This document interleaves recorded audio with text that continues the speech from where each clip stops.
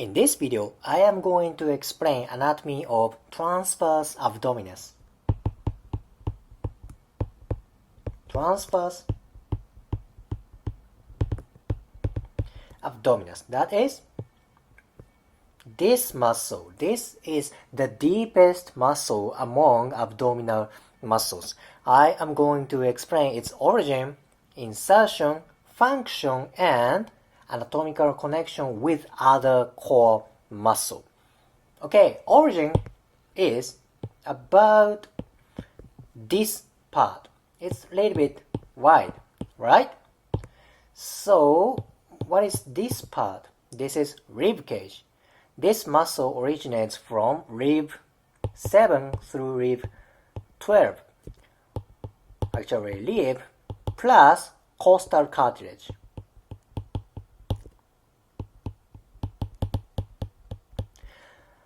Rib cage plus costal cartilage. This part.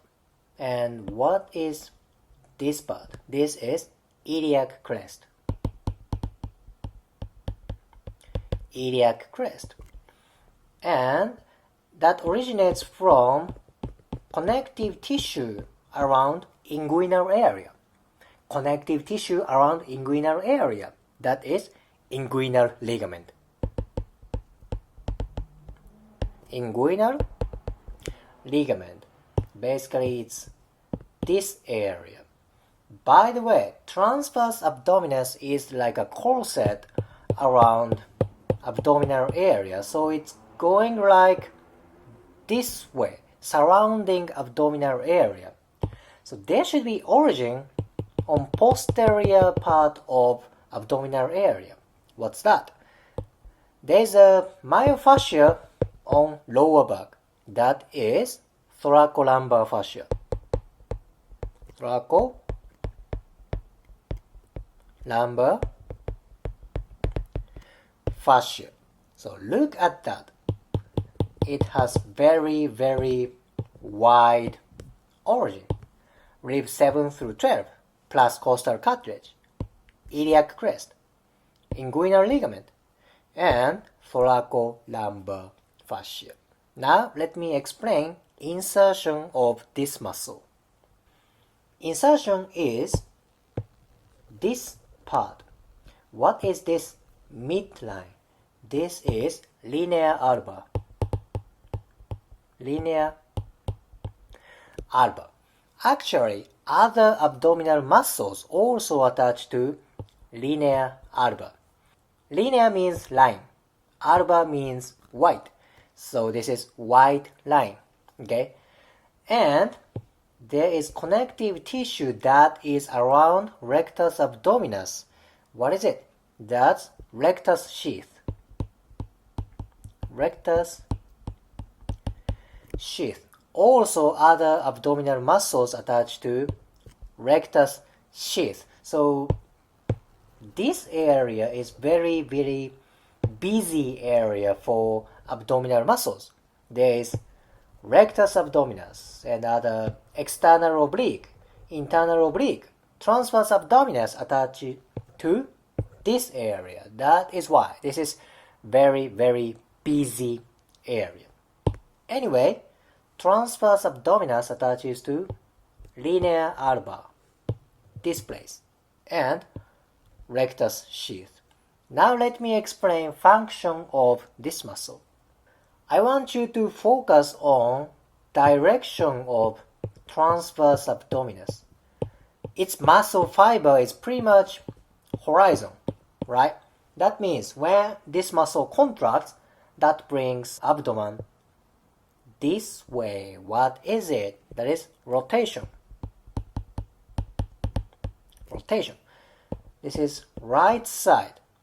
When right side of transverse abdominis contracts, that brings core to this way. This is right rotation. Right side. Right rotation. That means it is ipsilateral rotation. Ipsilateral means same side. Right side bring to right rotation. Same side, right? So when left side of muscle contracts, that brings to left rotation. This is ipsilateral rotation. Okay? And transverse abdominis is very important to maintain abdominal pressure. So let's say it's important for stabilization. Stabilization for core, and it maintains abdominal pressure. Very, very important. And I have a book that is written by famous physiotherapist Diane Lee. From her book, it says, transverse abdominis almost always contracts during walking. Not 100% time, but almost always. It works for walking. So let's say it's important for walking. This information is from the book written by Diane Lee. Okay, so this is basic function of transverse abdominis.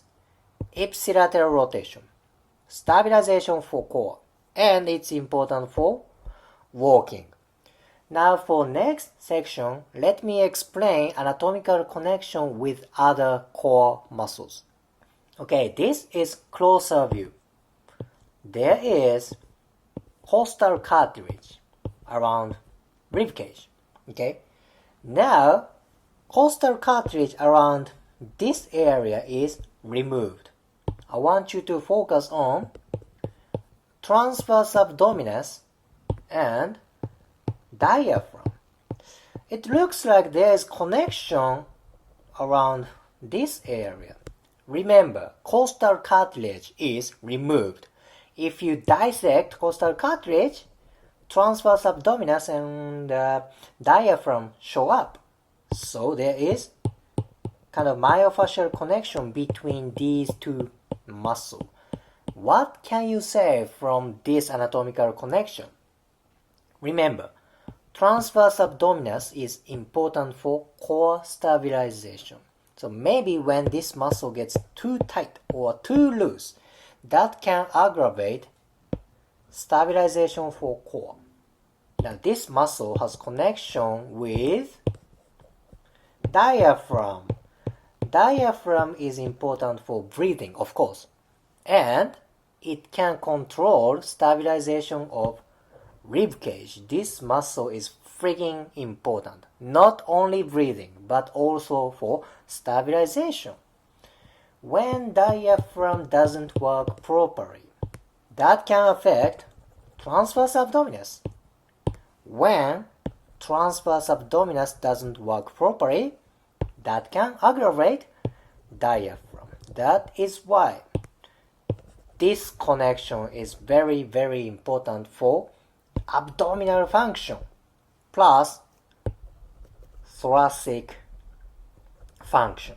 Okay, so there is connection between abdomen and thorax.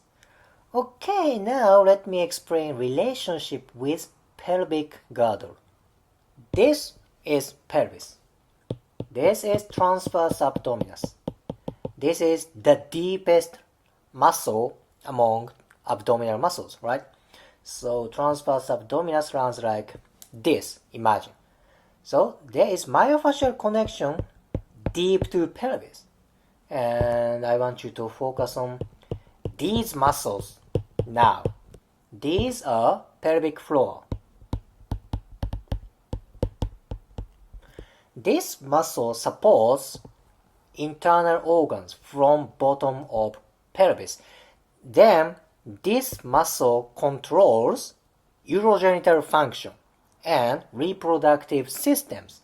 There are a lot of organs on pelvis, right? That is why this muscle is freaking important for urogenital and reproductive system. Okay, it's very important. Now let me add up one more muscle. This is transverse abdominis. When pelvic floor doesn't work properly, maybe transverse abdominis doesn't work properly. When transverse abdominis doesn't work properly, maybe pelvic floor doesn't work properly. See, there is a myofascial connection. This is relationship between pelvis and abdominal area. Pelvis and abdomen. I just explained abdomen and thorax connection. So if you follow this connection, you can follow myofascial connection from pelvis to abdomen to thorax. Vice versa, you can follow connection from thorax to abdomen, abdomen to pelvis.